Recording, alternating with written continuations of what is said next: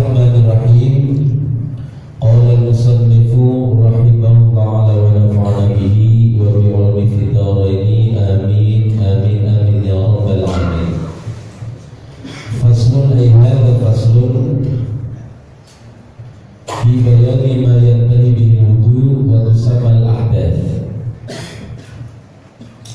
Inilah pasal yang akan menjelaskan tentang apa-apa yang membatalkan wudu. Yang pertama, ma kharaja minas sabilaini, sesuatu yang keluar dari dua jalan, kubul maupun dubur, jalan depan maupun jalan belakang.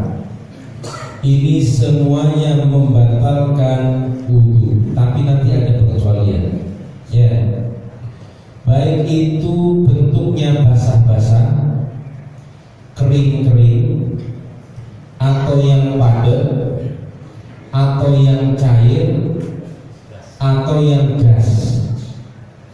Semua yang keluar dari depan dan belakang itu membatalkan. Yang basah-basah misalnya apa? Lagi mencret, ya, duduk begini, nyes, kok kayaknya dingin-dingin ya. Pas dilihat ternyata itu cairan, ya, warna kuning keemasan. Ya. Atau pas ya lagi jalan begini, ya, mau ke masjid, mau jamaah, ternyata nggak terasa angin ada yang keluar, ya, maka itu juga membatalkan. Keluar wadi atau madi itu juga membatalkan. Wadi tahu ya, udah pernah saya jelaskan, ya kan? Bedanya mani, wadi dan madi, tahu ya? Kok yang mandu cuma dua ya? Lupa Pak. Apa pengen dijelaskan lagi? Jadi kalau air mani ini memang bikin itu harus jelas, karena kalau salah bisa ya bahaya.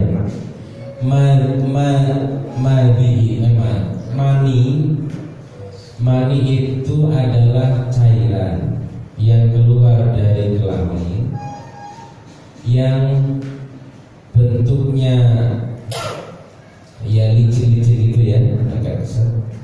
Warnanya seperti putih telur, bentuknya kayak gitulah ya. Atau kadang ada yang agak kekuning-kuningan, dan keluarnya dengan ketawanya bener banget. Itu kalau ada mic langsung kedengaran semua tuh. Ya, itu mani. Mani hukumnya suci. Yang kedua wadi. Wadi ini ya bentuknya juga cair. Itu dia keluar ketika nafsu syahwat.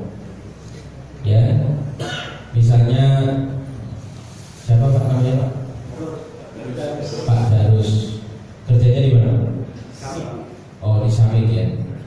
Di samping jalan kaki apa naik motor? Oh, naik motor.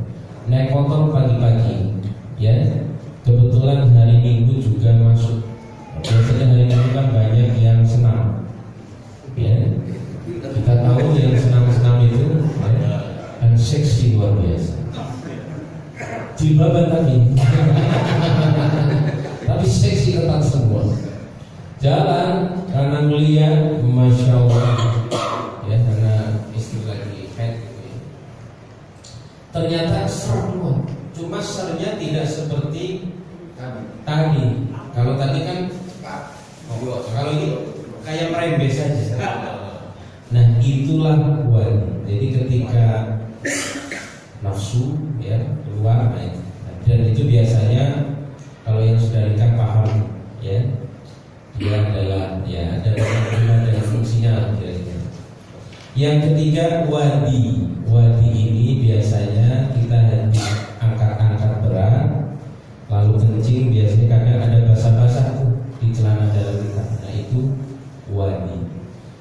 Berarti mani hukumnya najis, mani itu suci. Ya, itulah yang keluar dari kubul bagian depan.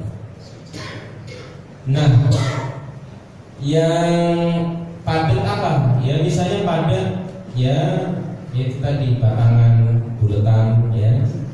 Atau bapak nelen duit, ya, recehan sengaja untuk mencoba kesaktian gitu ya.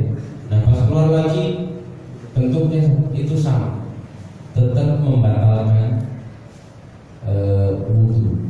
Tetapi ada satu pengecualian. Wa yustathna min dzalik, ya, khuruj mani syakhsi nafsahul kharij minhu. Dikecualikan, ya, kalau tadi semuanya membatalkan kecuali keluar air mani. Lewat apa? Binadrin, nadron, ya, karena melihat atau karena mimpi. Kalau tadi Pak Darus kan cuma ser doang, tapi ternyata bukan ser doang. Jangan lebih jauh lagi, ada yang lebih seksi lagi. Pakai training pendek, nggak pakai jilbab, ya, terus semuanya menonjol. Cuma lihat, sakti nggak? Hebatnya ini. Nah, itu menyebabkan harus mandi, tetapi tidak membatalkan wudu, ya, tidak membatalkan wudu. Jadi karena dia membatalkan yang lebih besar, menyebabkan hadas besar, tidak menyebabkan hadas kecil. Tapi kalau keluarnya karena sentuhan sama istri, ya, atau kita megang punya kita, yaitu membatalkan sentuhannya, megang barang kita, itu juga batal. Tetapi kalau, ya, bimujarrodin nadrin awih tilamin, atau karena mimpi tidur, ya. Nah, tidurnya dalam kondisi duduk yang sempurna, bukan tiduran, ya, bukan telentang, bukan berbaring, tapi duduk begini. Pak Mirono kayaknya ini, ya, terus tidur, mimpi Pak, ketemu Luna Maya. Ternyata pas bangun, ya, itu tidak membatalkan itu, karena duduknya tetap, ya, dalam kondisi sempurna. Kecuali kalau udah telentang atau tengkurap, itu mah tidurnya dalam kondisi itu yang menyebabkan. Tapi keluar itunya tidak menyebabkan. Mengapa? Karena itu menyebabkan hadas besar, mandi, ya. Jadi ada pengecualian dari makhraja minas sabilain. Apa sih kemudian dasar dari keterangan ini? Yaitu firman Allah di dalam surat Al-Maidah. Qala Allah Ta'ala, a'udzu billahi minasyaitonir rajim, aw jaa ahadun minkum minal ghaib. Ya, ini yang menjadi dasar. Jadi makhraja minas sabilain itu membatalkan. Yang kedua, ya, yang kedua, an-naumu, tidur, ala ghairi hayatil mutamakkin, tidak dalam kondisi memantapkan posisi, ya. Kalau bahasa fisikalnya, ya, itu kita punya ini tidak rapat, itu membatalkan. Maka posisi duduk itu menentukan, ya. Jadi tidurnya sendiri harus dipahami itu tidak serta-merta membatalkan wudu. Kalau posisi tidurnya ya bagian belakang kita itu rapat ya, maka tidurnya tidak serta-merta membatalkan wudu. Ini yang sering terjadi adalah ketika Jumatan. Ya, ya kan Pak ya? Jadi kalau Jumatan, pilihlah posisi duduk yang benar. Karena kalau salah, umumnya boleh dikatakan 85,5% orang Jumatan mesti ngantuk. Apalagi khotibnya ya ngomong yang gak enak, ngantuk. Apalagi ya yang kerjanya fisik, udah pasti itu bukan ngantuk doang, tidur. Maka kalau yang seperti ini Jumatan harus hati-hati betul. Posisi duduk adalah sila dan usahakan jangan nyender. Sila begini. Tapi kalau posisi duduknya begini, ini yang muda-muda sering begitu. Jangan pengennya gaya mendengarkan. Kamu ada ngantuk. Hanya ngeblak ya, ada yang begini atau begini. Ada yang begini. Ya, ini sama, pantat udah bergoyang kemana-mana.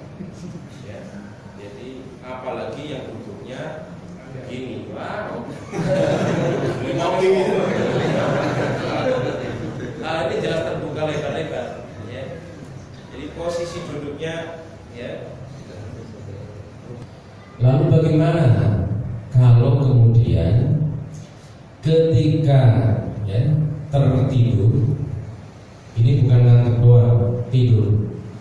Yakin semuanya pernah mengalami, bahkan mungkin setiap Jumat.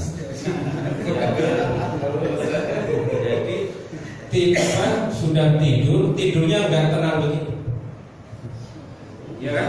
Gitu kan? Ya, mesti nggak? Benar kayak gitu nggak? Ya kan? Nah, ini ada pengecualian. Jadi, ya, karena ini riwayat Anas bin Malik. Karena ashabu Rasulullah sallallahu alaihi wasallam yanamuna thumma yusalluna wa la yatawadda'una. Wa fi riwayatin yanamuna hatta takhfaqa ru'usuhum al-ardh. Jadi dikatakan dulu pada zaman Nabi, para sahabat ya pun kemungkinan ini ketika khutbah, ketika dengan khutbah tidur juga. Di dalam riwayatnya kemudian ditambah menurut Abu Dawud, sampai kepalanya itu ya hampir ya jadi ya ini saking geleon-geleonnya sampai mau menyentuh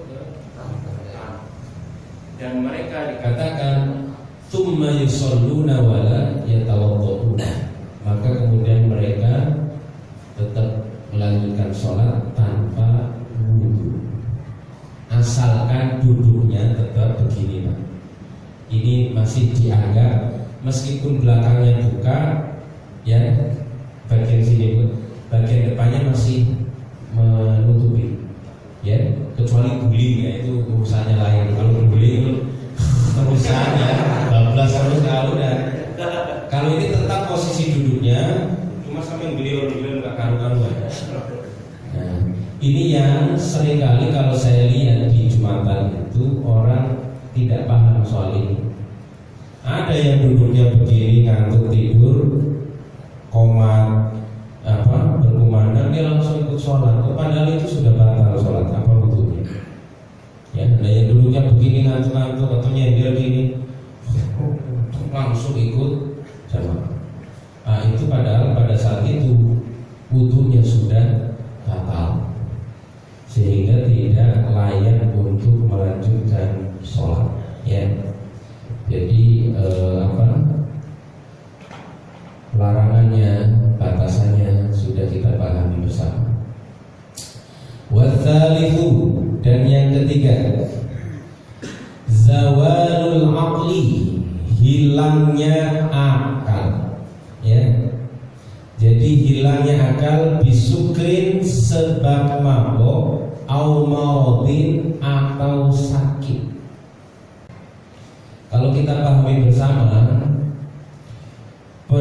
pelarangan minuman keras ini kan kalau pada zaman Nabi bertahap. Ya. Sebelumnya sahabat itu biasa minum khamr itu, Pak. Makanya di dalam An-Nisa ya ayat 40-an ya, 40-an ya, termasuk 43 kalau salah. Kan wala taqrabus sholata wa antum sukara. Dan janganlah kalian dekati sholat sementara kalian dalam kondisi mabuk. Artinya apa? Pada saat itu mabuk belum dilarang tuh, belum dilarang. Makanya dikatakan pelarangan khamr itu bertahap. Karena khamr pada saat itu kebiasaan mendarah daging bagi orang Arab pada saat itu. Nah, asbabun nuzul ayat yang tadi saya baca ada beberapa riwayat.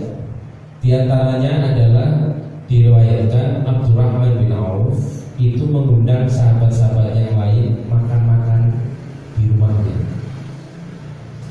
Yang namanya makan-makan mesti ada minum-minum.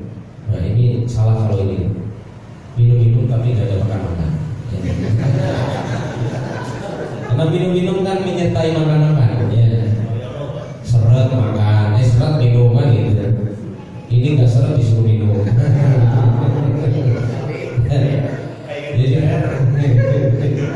Jadi pada saat itu makan-makan plus sekaligus minum-minum. Ketika minum-minum selesai pula masuk sholat, waktu sholat.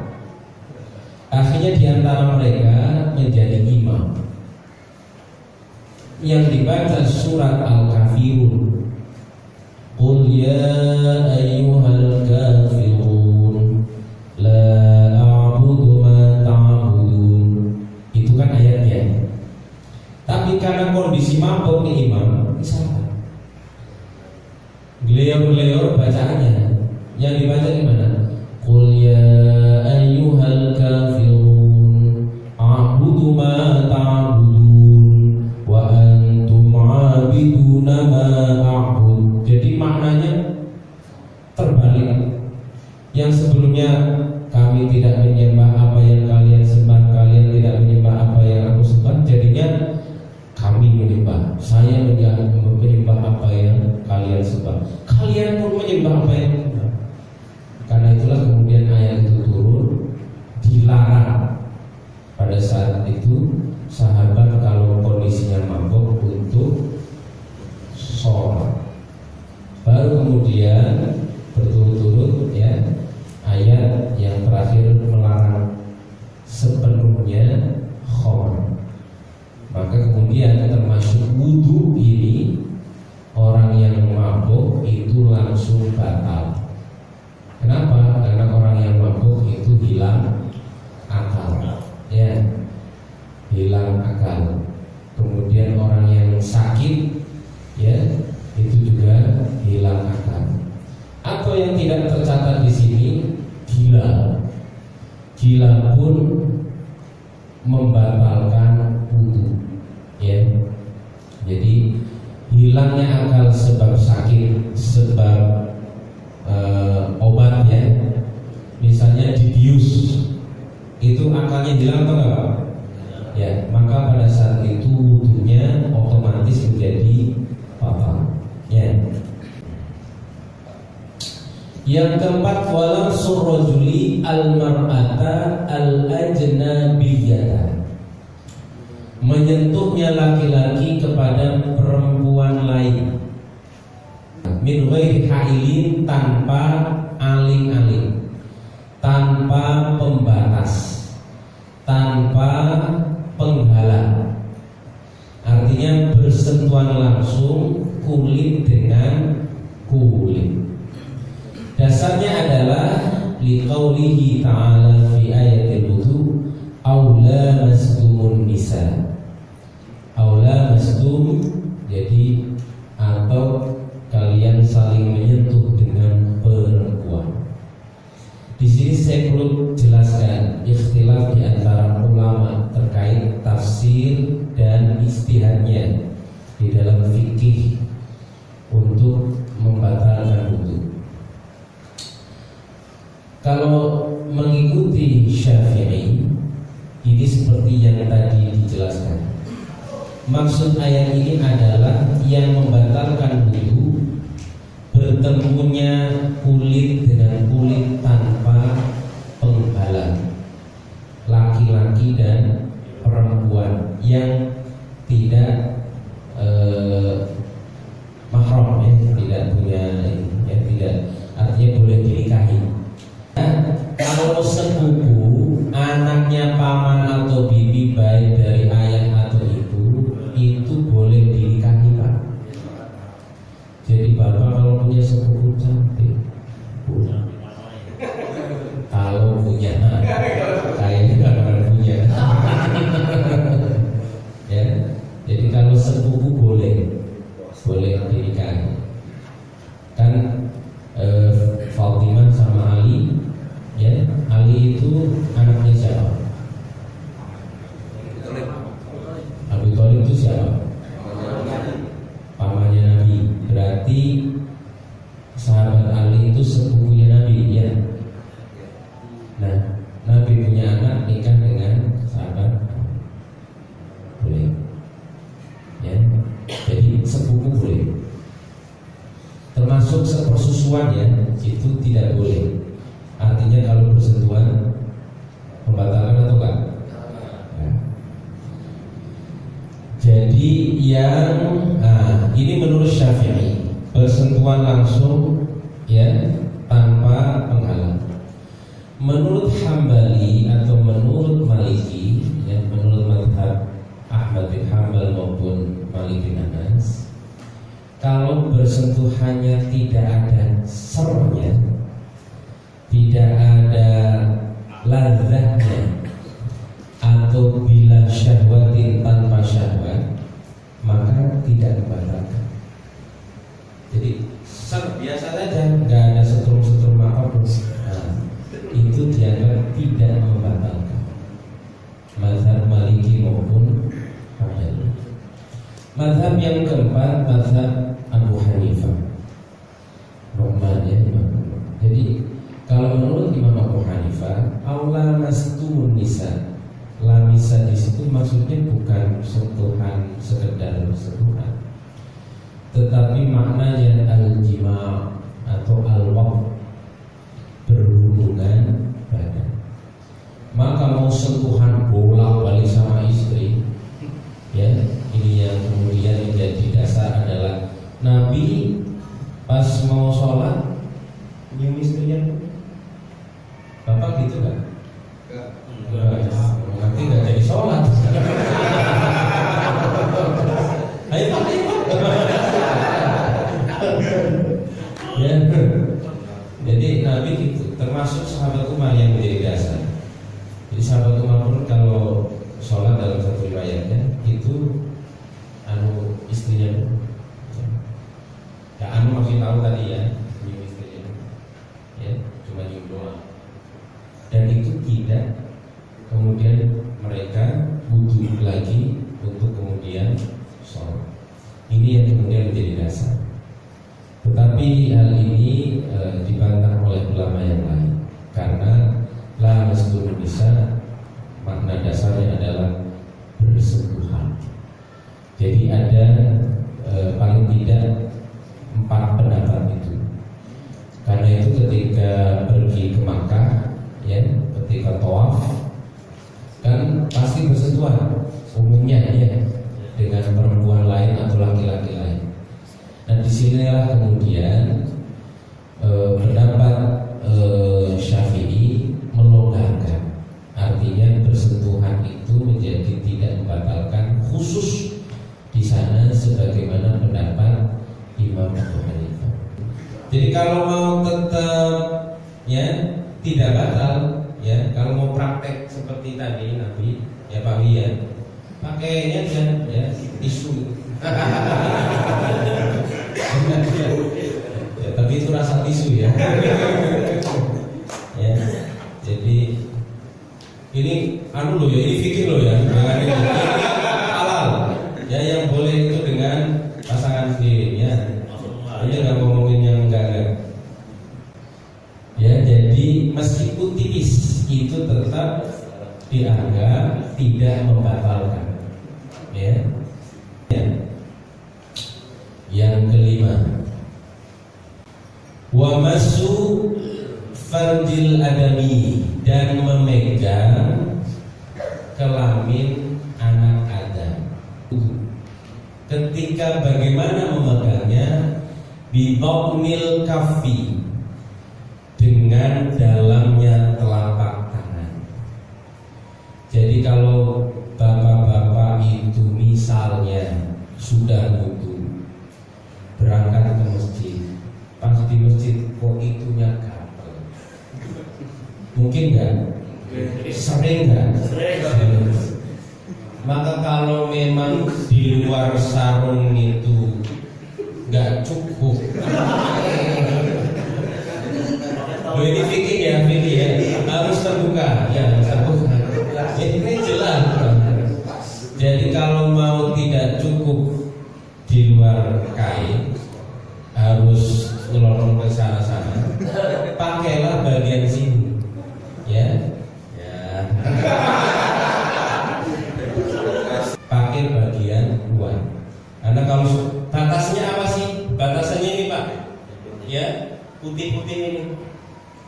Pinggir pun ini kalau kenanya sebelah sini tetap batal. Tapi kalau kenanya sebelah sini enggak. Ya, basah apa batasannya itu. Dan sekali lagi kalau misalnya memang tidak cukup, gunakanlah yang luar ya.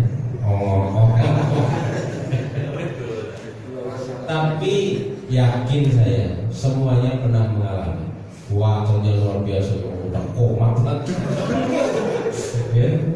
Dan kalau gatel kan paling enak kan Pak ya.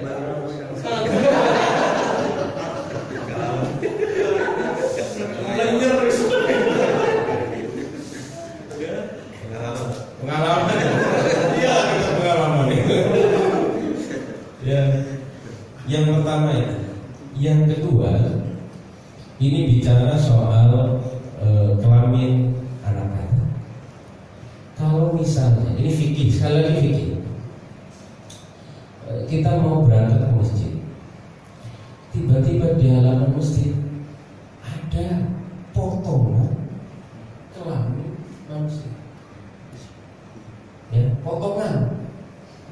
Mungkin kemarin terjadi kecelakaan yang sangat parah, itu ya, sehingga korbannya tercerai-berai badan. Dan di antaranya itu mencolok sampai ke depan masjid.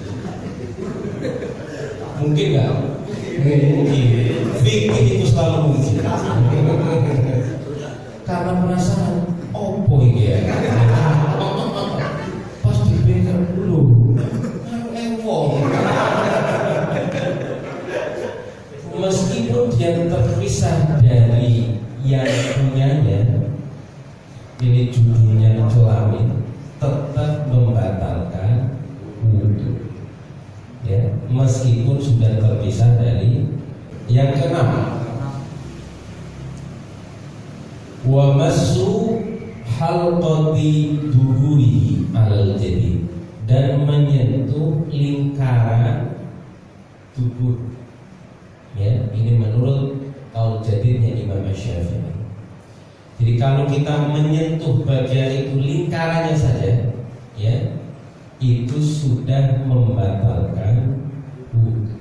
Menyentuh itu sama hukumnya dengan yang bagian depan. Jadi kalau lagi kemergian, apa itu? Ya, itu kan luar biasa itu gatalnya, dan akan berkurang kan kalau kesana-sana. ya kan? Jadi kalau mau nggak ini, ya jangan disentuh langsung, ya. Tisu. Ya pakai tisu, tisunya nempel. Ya pakai kain atau apa lah gitu ya. Jadi biar nggak ini langsung. Nah, kalau misalnya kita lagi pakai celana, terus kita paksakan pakai ini, lalu sempat terbuka dan keluar ini, nah itu bisa najis tuh Pak. Ya perlu hati-hati juga, karena kan itu sudah batasan. Keluar dikit itu sudah ya bau. Nah itu kalau sampai kain kita ini itu sudah najis dan tidak boleh digunakan lagi. Ya. Kalau di antara larangan-larangan ini kita lakukan, maka sholat kita menjadi tidak sah. Yang tipis tetap tidak membatalkan. Kan ada kain-kain yang rawan, ya enggak, yang tipis gitu. Karena kita enggak punya wudu.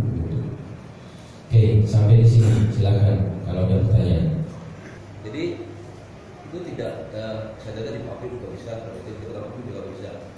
Ketika dia sudah buang air itu merasa itu sudah bener-bener udah finish itu ya, sudah bersih gitu ya. Tetapi kok kemudian setelah pakai celana kok langsung tes gitu ya. Kalau ini kan dalam kondisi normal sebetulnya. Yang mendapat dispensasi itu orang yang geser, ya, yang bisa jadi 5 menit sekali keluar, ya, itu dia mendapat dispensasi. Kalau mau sholat, ya, itu dibersihkan dulu, ya, si otongnya, celananya yang najis diganti kayak pempes itu atau kain yang ini yang menutup sampai tidak nempel ke kain bagian luar. Baru meskipun pas sholat keluar boleh dan sholatnya tetap sah. Tetapi kalau yang kayak itu tadi, itu kan karena kencingnya nggak kelar, meskipun merasanya sudah kelar. Jika sudah cebok pas jalan, loh, tangannya keluar kan? Ya itu hukumnya normal Pak, tidak ada dispensasi. Itu hukumnya celananya najis. Maka kalau mau sholat nggak harus ganti sebetulnya, tinggal ke kamar mandi lagi, nggak apa-apa basah-basah dikit. Sholat terasa dingin-dingin itu ya loh. Iya loh, kan nyes-nyes gitu. Dicuci Pak. Kalau saya biasanya saya langsung cuci di kamar mandi. Saya copot, saya cuci. Dan cucinya kan karena sedikit itu lebih hukmiyah sifatnya.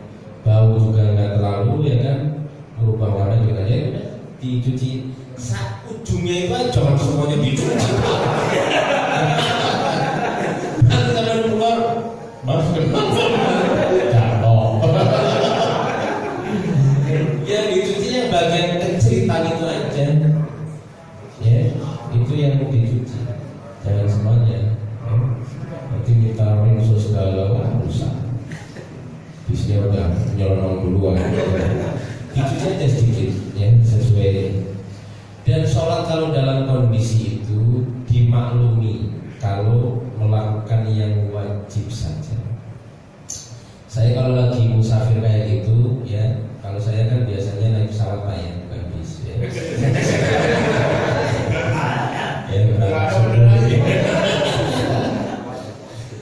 Ya, itu ya kadang saya sholat nggak baca, ya, meskipun misalnya sholatnya zuhur gitu ya.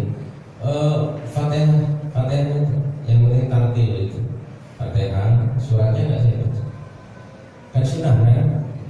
Lu daripada kejar surat pesawatnya terbang, wah repot itu. Ganti 450.000. Nah, jadi sholatnya malah nggak tenang, ya. Sholatnya yang tartil saja. Yang sunnah kalau misalnya ini, ya baik. Gitu Pak. Jadi kan nyuci makan waktu, ya begitu sholatnya. Kejar yang wajibnya, asal tetap dapat khusyuknya. Jangan dilama-lama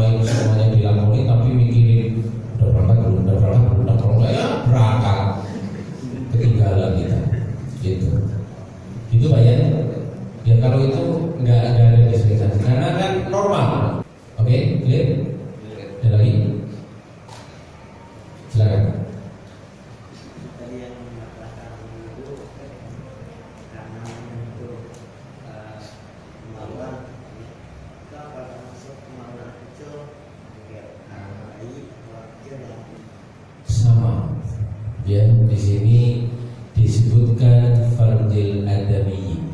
Shaghiron atau kabiron sawa. Jadi mau kecil mau besar sama. Kan bisa jadi yang ketemu di depan masjid itu punya anak kecil kan? Ya. Jadi anak kecil anak besar sama. Ya. Mungkin yang punya anak kecil ya itu tetap harus kalau mau menjaga wudhunya tidak batal, kecil maupun besar sama. Kalau kulitnya enggak? Hah? Kulitnya. Kulitnya itu maksudnya bagian bawahnya. Sudah ada kulit yang tadi sentuhan kulit yang bukan makro. Kalau bersentuhan ini yang ajnabi. Kalau ajnabi itu harus diasosiasikan yang sudah layak dinikahi.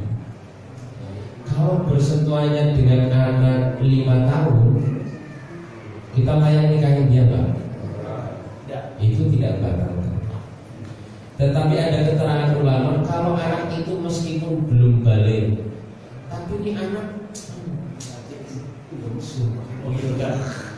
sudah menampakkan ya, sisi seksualnya,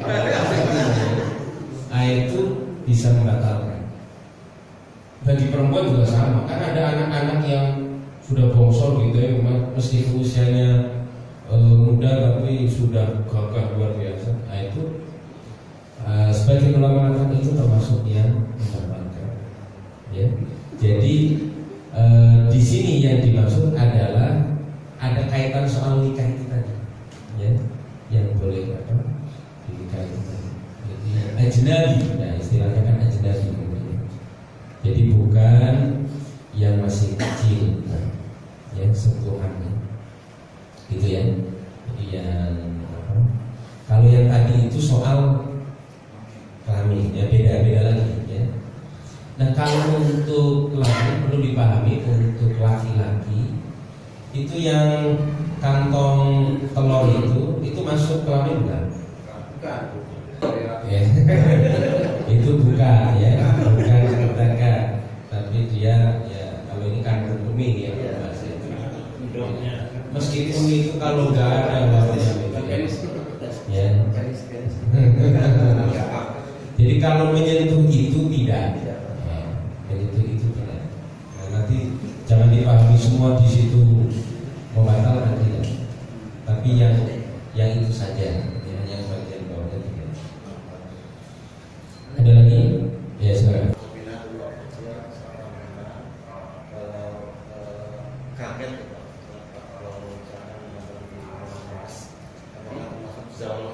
Kalau yang saya pahami dari sini tidak masuk ya, cuma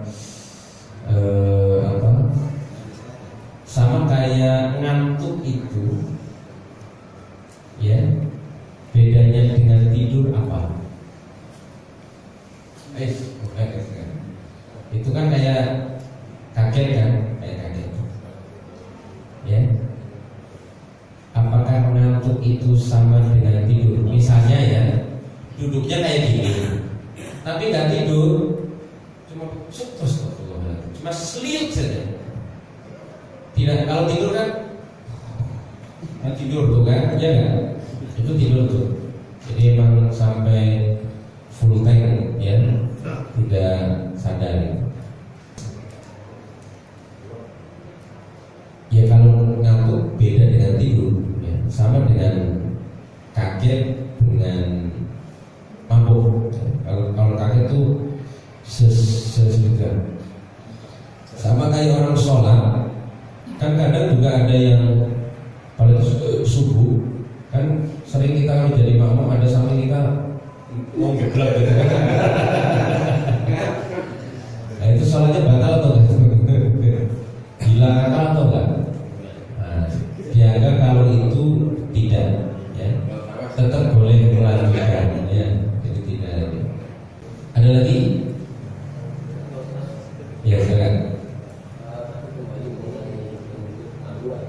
Kalau misalkan potongan hutan itu termasuk Itu milik kita itu.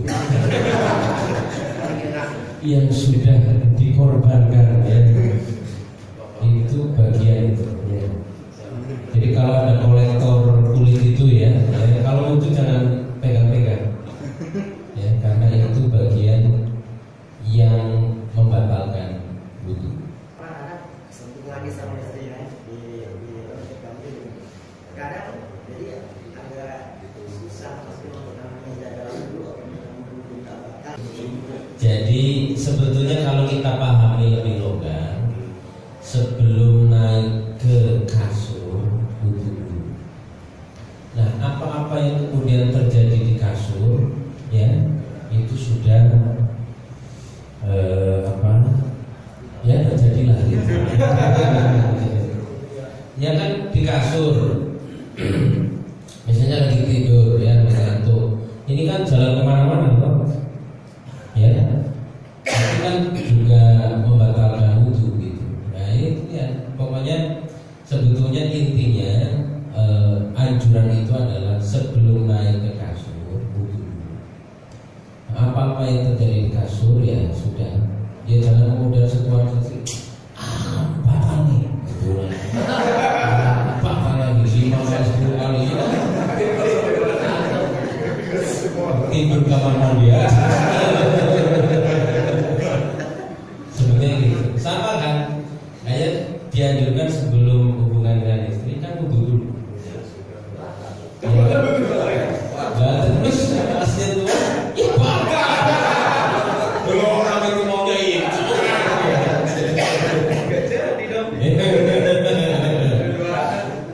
apalagi kalau tidur kan memang kita ya nggak pakai baju lengkap kan, ya kan?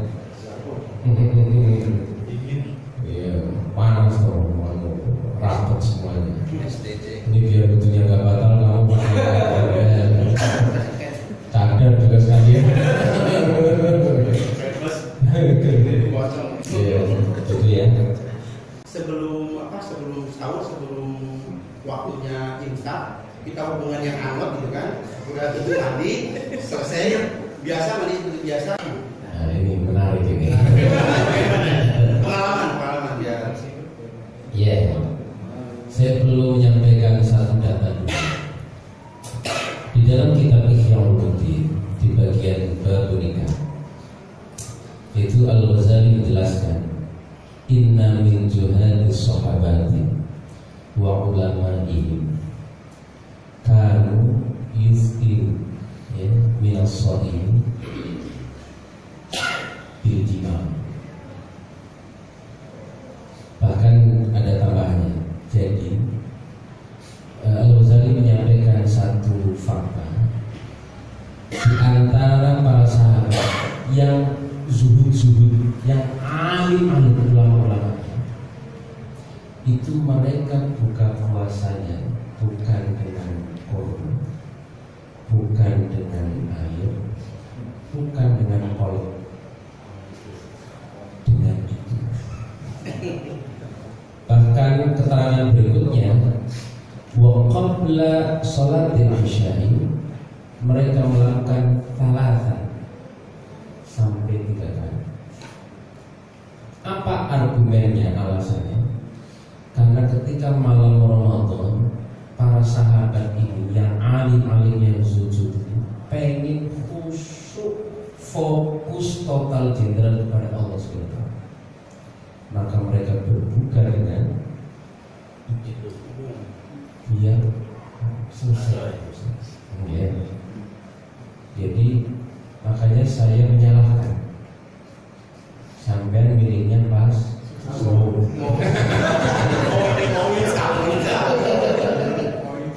Poinnya itu yang ingin saya katakan. Karena ada kemungkinan memang seperti itu. Coba kalau pas buka, ya kan iya ya, jadi nggak perlu bingung ini puasa aku batal atau enggak, ini masih bebas. Ya. Tak dulu. Ini ngomongin soal timing yang perlu diperbaiki. Ya, ini saya ngajarin nih, ya, mau jangan pakai kolom, jangan pakai koma, jangan pakai. Ya. Tapi lemes kan. Tidur di belakangnya. Seharian nggak makan nggak minum loh. Disuruh gitu. Mas, iya mas. Motor mas. Yang kedua, jadi ketika berhubungan dengan istri pas jam sahur, ya kan? Kemudian mandi tadi, mandinya kan pas subuh atau sebelum subuh? Sebelum subuh. Lalu kemudian sholat, pakai sarung kan? Pakai sarung. Nah, yang dipakai buat kerja itu celana yang sama. Yang sama, tapi belum ketahuan. Oh iya, Belum ketahuan kan belum kencing, belum. Dan belum tahu, oh ya, Belum tahu. mungkin bisa jadi ikut dengan air kencing itu ya, Iya. kemungkinan. Bagaimana dengan puasanya?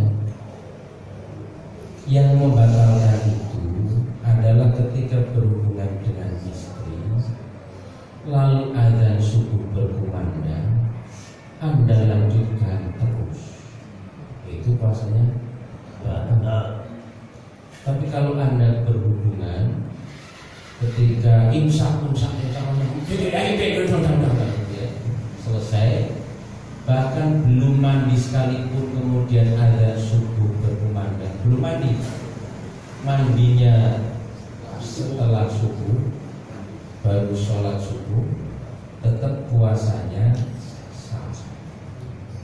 Justru yang dipertanyakan nanti itu malah sholatnya, karena membawa najis. Apakah yakin itu keluar ketika kencing setelah sholat subuh atau ketika sebelum sholat subuh? Nah itu yang perlu di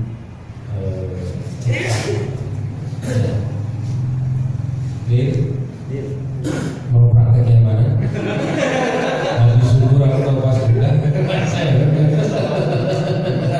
Ya, lanjut. Mengenai makan dan minum. Nah, untuk minuman misalnya kita minum air putih sama. Iya, kalau mengikuti yang tadi dijelaskan, makan dan minum itu tidak membatalkan wudu. Ya. Tetapi adabnya kalau habis makan masih punya wudu mau sholat, ya siwakan, kumur-kumur dulu. Jangan sampai pas sholat karena tadi makan tongseng, ya. Pastor. Daging kambing masuk, nah itu, maka itu membatalkan sholatnya, tidak membatalkan wudunya, membatalkan sholatnya. Kenapa? Karena makan daging tongseng ketika sholat, ya sama dengan minum, itu juga sama, ya. Jadi kalau mau sholat masih punya wudu setelah makan minum, kumur-kumur, minimal kumur-kumur. Kalau masih memungkinkan, sunnahnya adalah siwakan, karena dengan siwakan itu membersihkan ada yang di sela-sela gigi itu. Gitu. Ya, ada lagi?